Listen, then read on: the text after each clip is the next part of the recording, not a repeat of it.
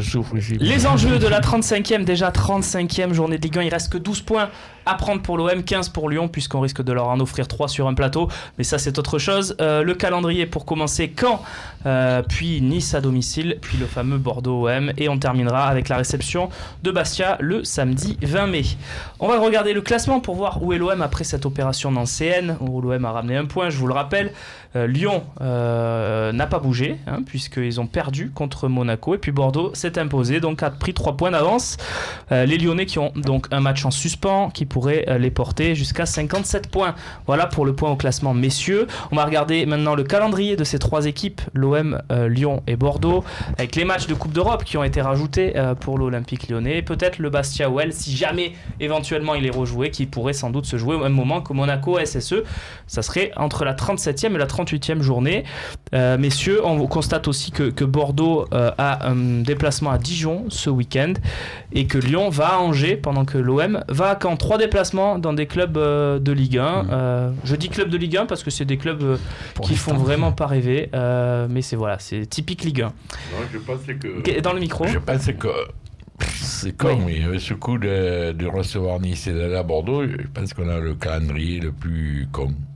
Con ou compliqué? Compliqué. Bordeaux, ils vont à Saint-Etienne, ils reçoivent l'OM, hein, c'est pas évident. Et ils vont à Lorient. Moi, je dis que le résultat de Bordeaux, voilà. Le résultat de Bordeaux, si quand on est ici, on peut gagner, c'est très bien. Si on fait mal, c'est bien, mais il faut qu'on aille se les... voilà. Les bouffer, quoi.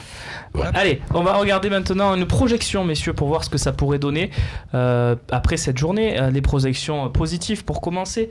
Où pourrait être l'OM si Marseille gagne et si Bordeaux craque et Lyon craque? Voilà, ça c'est le scénario le plus favorable. Eh bien, l'OM serait complètement remis dans la course, Babou. Hein. Ça peut aussi arriver, ce scénario, avec Dijon qui joue son maintien et Angers qui est toujours difficile à jouer face à Lyon qui va mettre certainement ses réservistes. On sait que la Lacazette ne sera pas du déplacement, par exemple. Oui, tout à fait. Mais comme pour l'OM, il n'y a pas de raison. C'est à la fois pour Lyon et à la fois pour Bordeaux, c'est pas gagné encore. Ça peut être des nuls aussi. On va voir ce que ça donne avec des matchs nuls. C'est dur à envisager, mais les nuls, moi je l'envisage très bien. Voilà. Surtout Bordeaux, parce que regarde, ça donne à peu près la même chose sensiblement avec des nuls. Oui, quelquefois Bordeaux sont passés pas très très loin. C'est pas des dominations extraordinaires Bordeaux non plus. Hein. C'est juste qu'il y a beaucoup d'efficacité. Donc ça c'est le bon scénario qui remet l'OM complètement dans la course pour la 4e place. Et après il y a le scénario catastrophe. Et là c'est pas pareil. C'est-à-dire que l'OM qui craque ou qui fait défaite ou match nul, hein, ça serait 52 ou 53 points. Et les adversaires qui gagnent, et là l'OM est complètement paumé, et il y a même Saint-Etienne qui vient souffler dans la nuque avec un match en retard. C'est certes à Monaco évidemment, mais Saint-Etienne pourrait revenir dans la course aussi, et l'OM serait complètement éliminé de cette course à la 4e place. C'est le scénario à éviter, René. Vraiment, ce match de Caen, il est peut-être plus important encore si on veut jouer la fin de saison dont tu parlais de Nice et de Bordeaux. Mais comme je te disais tout à l'heure, tout le temps on répète, et même moi le premier comme un con, je dis si on perd, alors on y est. Mais non. Mais c'est interdit d'aller perdre à Caen.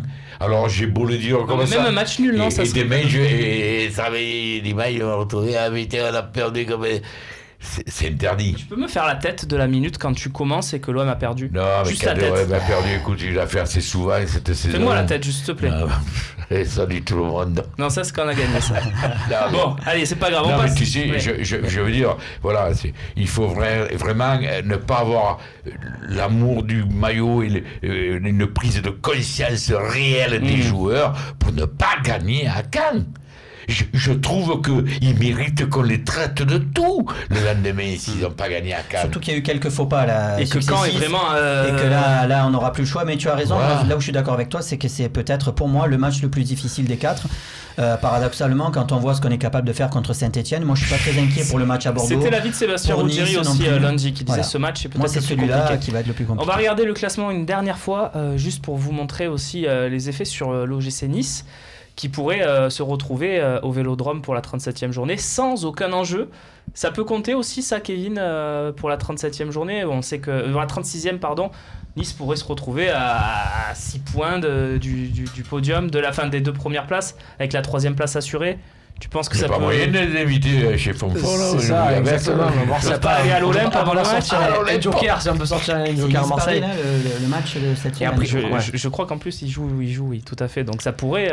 Moi, Je je crois pense que que c'est de lui. toute façon, Nice est dans une dynamique qui vont jouer jusqu'à la fin de la saison. Ils le montrent hein, depuis le début, je dirais jusqu'à maintenant. Ils jouent leur va-tout. Hein. Ah, ça a craqué Ils à Toulouse. Hein. Ça a craqué, mais ils prennent journée après journée.